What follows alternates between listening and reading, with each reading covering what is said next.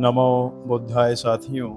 आज की धम्म समीक्षा में आप सभी का स्वागत है, अभिनंदन है। साथियों, आज मैं बात करने वाला हूँ पुरी के जगन्नाथ मंदिर। इस वीडियो को बनाने के लिए मैंने इन सभी किताबों में से गूढ़ जानकारी ली। साथियों, आज इस वीडियो के माध्यम से मैं इन सभी तथ्यों पर बात करूँगा। क्या आधुनिक पुरी का जगन्नाथ मंदिर प्राचीन बौद्ध स्थल था? प्रोफेसर लोखंडे के कथन का सारांश। भगवान जगन्नाथ की पूजा कौन लोग करते थे, इस पर चर्चा करूंगा।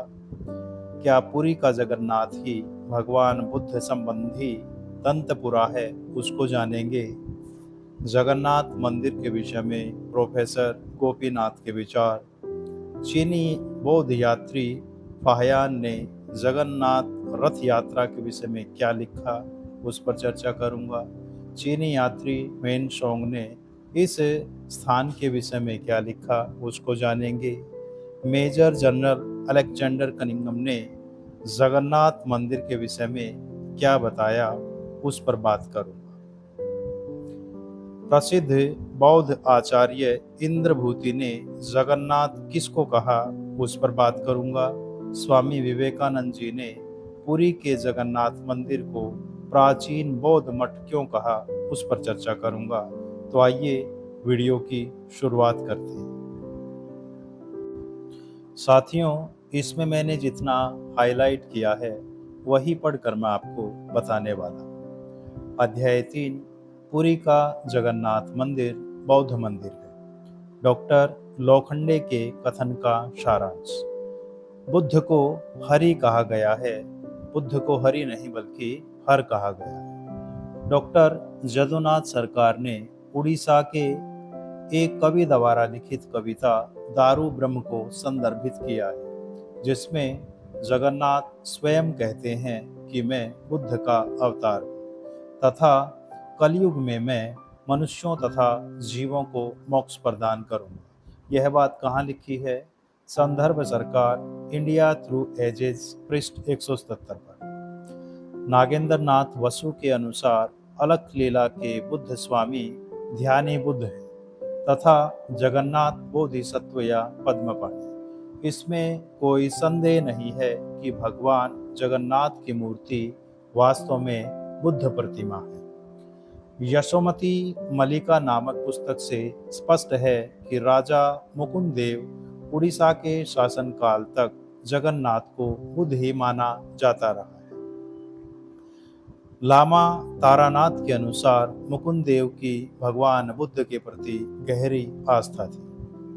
जगन्नाथ मंदिर में वर्तमान मूर्ति के पीछे एक विशाल पत्थर की बुद्ध प्रतिमा भूमि स्पर्श मुद्रा में स्थित है। इस मूर्ति के सामने एक दीवार खड़ी की गई है।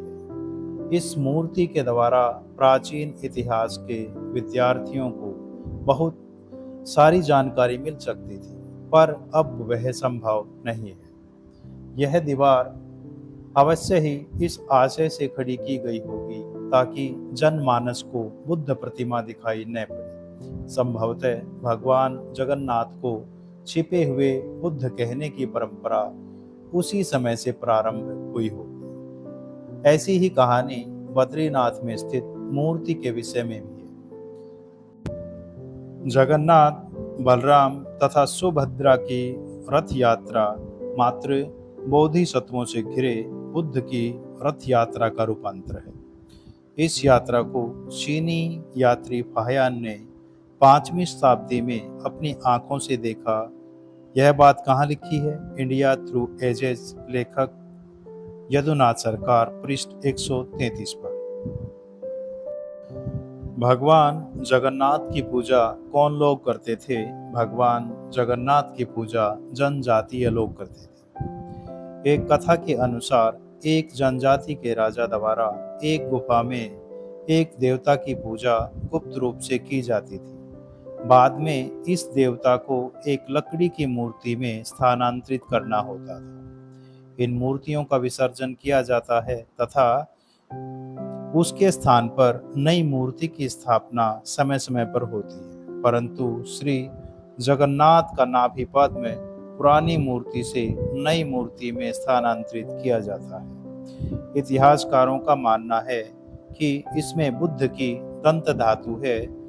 इस संबंध में आने वाले यात्रियों को जो कहानी सुनाई जाती है वह इस प्रकार है। पहले मंदिर का निर्माण राजा इंद्रद्युम्न द्वारा किया गया था। उसे यह एहसास हुआ कि भगवान की उपस्थिति कहीं आसपास ही निश्चित रूप से है। उसने 4 खोजी चारों दिशाओं में भेजे। उनमें से एक खोजी जिसका नाम विद्यापति था तथा वह ब्राह्मण था, वह जंगल में पहुंचा तथा जनजाति के मुखिया विश्ववसु के यहाँ अतिथि के रूप में रहने लगा। वह विश्ववसु की सुंदर कन्या ललिता से प्रेम करने लगा तथा उससे विवाह कर लिया। वहां रहते हुए विद्यापति ने यह जानकारी प्राप्त की कि विश्ववसु एक गुफा में किसी गुप्त देवता की पूजा करता है। ललिता की सहायता से विद्यापति ने वह गुफा खोज निकाली। उसे यह आभास हुआ कि यह गुफा दैव गुफा है। यह जानते ही वह चुपके से पुरी भाग गया। कालांतर में इंद्रद्युम्न ने विश्ववसु से क्षमा मांगी तथा उस देवता को अपने बनाए मंदिर में स्थापित करने के लिए विश्ववसु की सहमति प्राप्त की। परंतु पहले उस देवता को नई मूर्ति में स्थानांतरित करना था। नई मूर्ति का निर्माण समुद्र से बहकर आए हुए लकड़ी के मोटे लट्ठे से करना था। एक रहस्यमय व्यक्ति आया और उसने मूर्ति बनाने का प्रस्ताव दिया। उसने जिस तरह की मूर्ति बनाने का प्रस्ताव दिया वह वैसी ही थी जैसा राजा इंद्रद्युम्न सोचता था। अतः राजा ने उसे मूर्ति बनाने को कहा, परंतु उस रहस्यमय व्यक्ति ने यह शर्त रखी कि जिस कमरे में वह मूर्ति बनाएगा वहां एक निश्चित समय से पहले कोई नहीं आएगा। परंतु कुछ दिनों के बाद ही रानी गुंडीचा इंद्रद्युम्न की पत्नी को प्रतीक्षा असहनीय हो गई। उसने उस कमरे का दरवाजा खोल दिया। मूर्तिकार अदृश्य हो गया तथा 3 मूर्तियों का निर्माण अधूरा रह गया तथा उसी अधूरी रूप में वे आज भी हैं। कई वर्षों के अंतराल पर मूर्तियों का विसर्जन किया जाता है तथा नई मूर्तियां स्थापित की जाती हैं। यह कार्य ज्योतिषीय गणना के अनुसार किया जाता है, परंतु नाभि पद में श्री जगन्नाथ का कमल की आकृति का नाभि स्थल पुरानी मूर्ति से नई मूर्ति में स्थानांतरित किया जाता है। इस नाभि पद्म में क्या है? इतिहासकार मानते हैं कि इसमें बुद्ध की दंत धातु है। पुरी ही दंतपुरा है। जे.एस. दवे लिखते हैं, यहाँ साल में लगभग 24 बड़े त्योहार मनाए जाते हैं। उसमें सबसे बड़ा त्योहार रथ यात्रा है। चीनी यात्री फाहियान जो यहाँ 5वीं सदी में आया था, उसने पुरी में रथ यात्रा का जो वर्णन किया है उसमें बुद्ध की दंत धातु की शोभा यात्रा निकाली जाती थी। वह वर्णन आज की रथ यात्रा से बिल्कुल मेल खाता है। वे इस तथ्य की पुष्टि करते हैं कि पुरी वही स्थान है जो प्राचीन काल में दंतपुरा था। वे इस संबंध में लिखते हैं, डॉक्टर राजेंद्र लाल मित्रा के अनुसार पहले यहाँ बौद्ध काल रहा है, उसके बाद कृष्ण तथा विष्णु पूजा का काल आया। श्री जगन्नाथ की पूजा की विशेषता उसकी उदारता, इसका व्यापक आधार, जातीय बंधनों की उपेक्षा तथा बुद्ध की दंत धातु के साथ रथ यात्रा की समानता तथा इसी प्रकार के अन्य कारण इस दृष्टिकोण विचार का आधार बनते हैं कि पुरी वही दंतपुरा है जहां बुद्ध की पवित्र दंत धातु सुरक्षित है। प्रतिवर्ष इसकी अत्यंत भक्तिभाव अति भव्यता के साथ शोभा यात्रा निकाली जाती थी। कालांतर में इसे सीलोन, वर्तमान श्रीलंका में ले जाया गया था। प्रोफेसर गोपीनाथ राव के विचार। Professor T.S.. गोपीनाथ राव के मत जाने, जिसकी उन्होंने काफी समय पूर्व समीक्षा की थी। यह माना जाता है कि जगन्नाथ मंदिर पहले बौद्धों के पास था, जो बाद में विष्णु मंदिर में परिवर्तित कर दिया गया। जगन्नाथ की मूर्ति भौंडी शकल में है, जो लकड़ी के लट्ठे से बनाई गई है, जिस पर प्रमुखता से दो आंखें उकेरी गई हैं। 12 वर्ष में एक बार लकड़ी के लट्ठे का नवीनीकरण किया जाता है। लकड़ी का लट्ठा किसी अज्ञात स्थान से चुपचाप रहस्यमय तरीके से लाया जाता है। इसका उपयोग जगन्नाथ की मूर्ति बनाने के उपयोग में लाया जाता है, जिसमें किसी संत महापुरुष की शरीर धातु स्मृति चिन्ह का प्रवेश कराया जाता है। यह पुरानी पवित्र शरीर धातु स्मृति चिन्ह ही इस नई मूर्ति को पवित्र बनाती है। लोगों का यह विश्वास है कि यह पवित्र शरीर धातु स्मृति चिन्ह बुद्ध का है। उन लोगों के लिए जो इस बात पर आश्चर्य व्यक्त करते हैं कि श्री जगन्नाथ की मूर्ति भुंडी क्यों है, यह स्पष्टीकरण पर्याप्त है। लकड़ी से निर्मित मूर्ति महत्वपूर्ण नहीं, अपितु पवित्र शरीर स्मृति चिन्ह महत्वपूर्ण है। आइए अब बात करते हैं चीनी बौद्ध यात्री फाहियान पर। फाहियान ने जगन्नाथ मंदिर व उनकी रथ यात्रा के विषय में क्या कहा है, आइए उस पर भी चर्चा करते हैं। मध्य देश तत्कालीन भारत में इस जनपद का यह नगर सबसे बड़ा है। यहाँ के निवासी संपन्न और समृद्धशाली हैं, दान और सत्य में स्पर्धालु हैं। प्रत्येक वर्ष रथ यात्रा होती है। दूसरे मास की 8वीं तिथि को रथ यात्रा निकलती है। 4 पहिए के रथ बनते हैं। यह यूप पर ठाठी जाती है, जिसमें धुरी और हरसे लग जाते हैं। रथ 20 हाथ ऊंचा और स्तूप के आकार का बनता है। ऊपर के सफेद चमकीला ऊनी कपड़ा मढ़ा जाता है। भांति भांति की रंगाई होती है। देवताओं की मूर्तियां सोने चांदी और सपटक की भव्य बनती। रेशम की ध्वजा और चांदनी लगती है। चारों कोने कलगियां लगती है। बीच में भगवान बुद्ध की मूर्ति होती है और पास में एक बोधिसत्व खड़ा किया जाता है। 20 रथ होते हैं, एक से एक सुंदर और भड़कीले। सबके रंग न्यारे न्यारे। नियत दिन पर आसपास के सन्यासी, परिव्राजक और गृहस्थ एकत्रित होते हैं। गाने बजाने वाले के साथ फूल लेकर और गंध से पूजा करते हैं।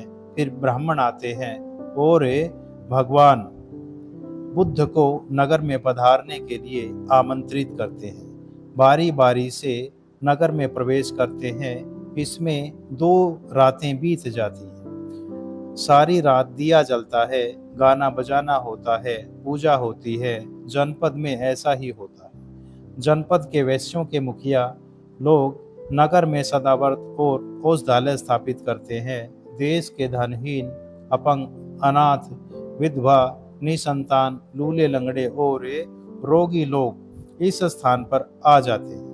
उन्हें सब प्रकार की सहायता मिलती है। वैद्य बीमार रोगों की चिकित्सा करते हैं। वे अनुकूल पथ्य और औषध पाते हैं, अच्छे होने पर जाते हैं।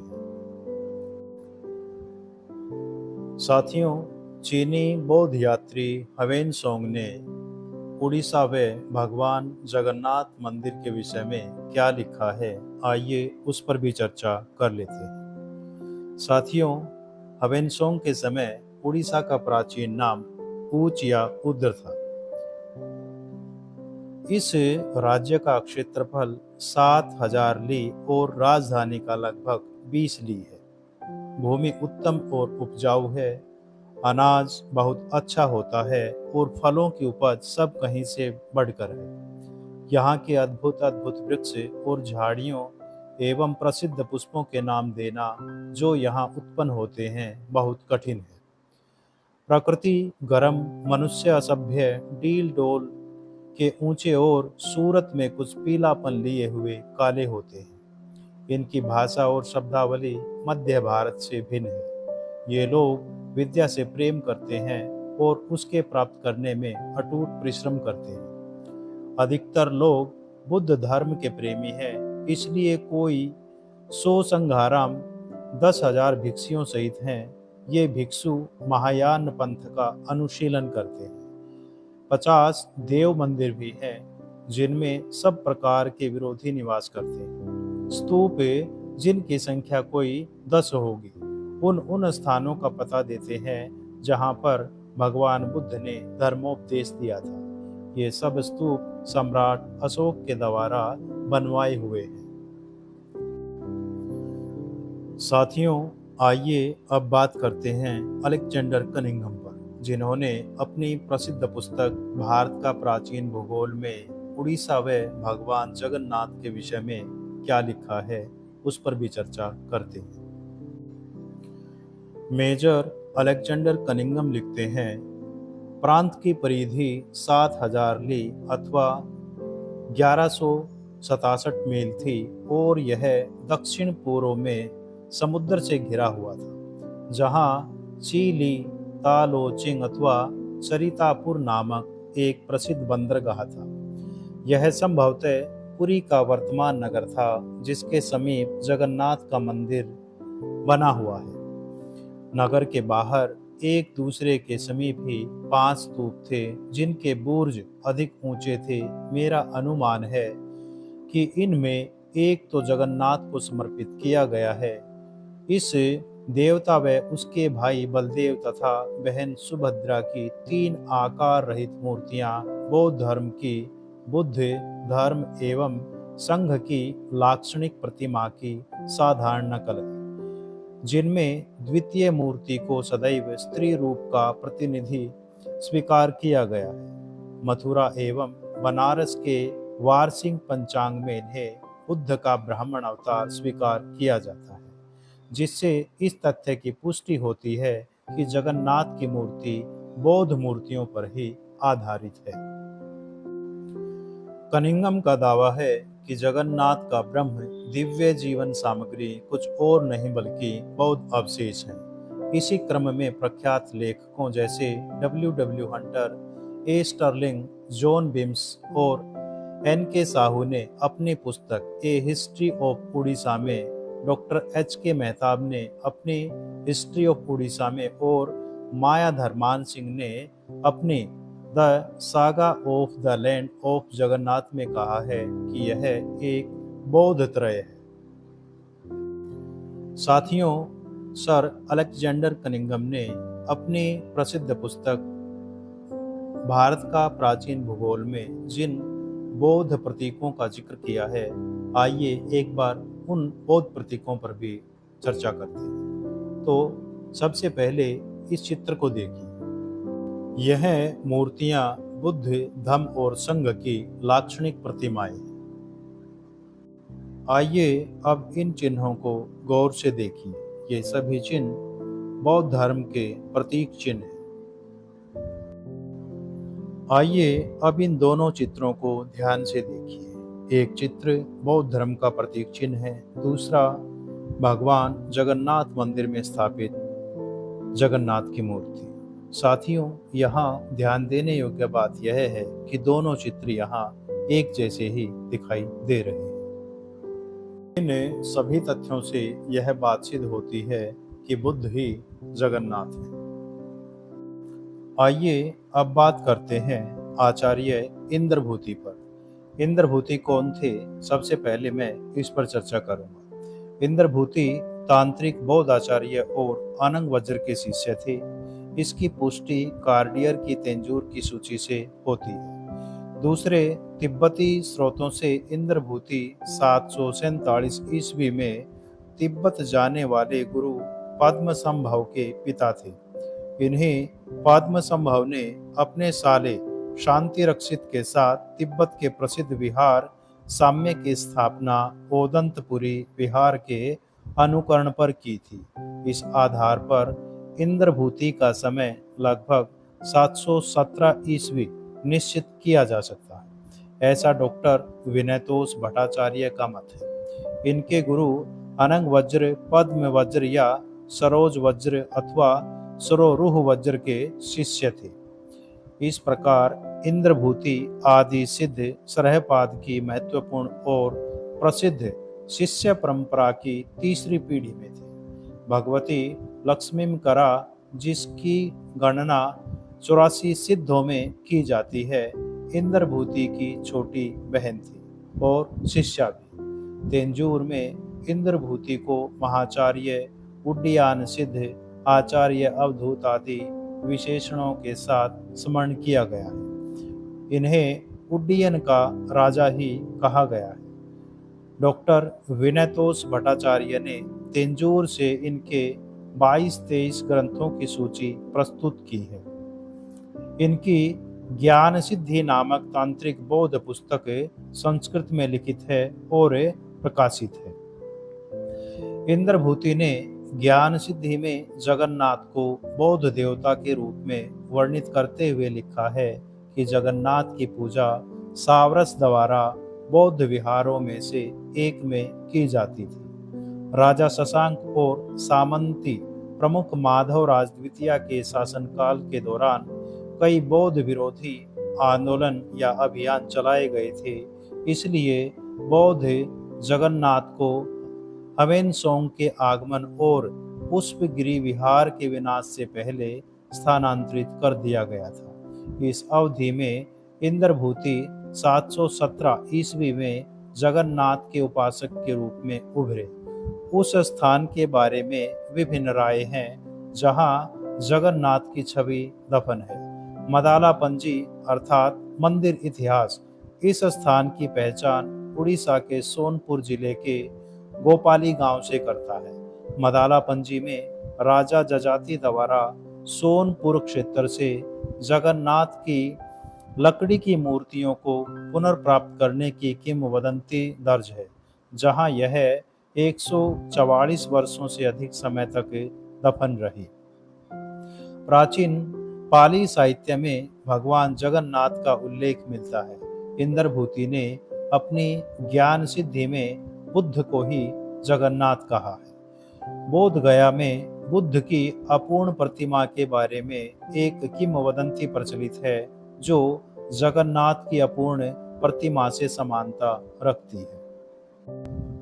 वर्तमान में एलोरा में बुद्ध की एक प्रतिमा को जगन्नाथ कहा जाता है, जो सिद्ध करता है कि जगन्नाथ और बुद्ध एक ही हैं।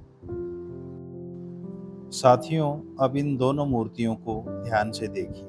इनमें पहली मूर्ति एलोरा गुफा की है और दूसरी मूर्ति भगवान जगन्नाथ की। दोनों मूर्तियों को देखने से यह मालूम होता है कि भगवान जगन्नाथ ही बुद्ध हैं और बुद्ध ही भगवान जगन्नाथ हैं। स्वामी विवेकानंद जी ने भी अपनी प्रसिद्ध पुस्तक सागेज ऑफ इंडिया में बताया है कि पुरी का जगन्नाथ मंदिर प्राचीन काल में बौद्ध मठ ही था।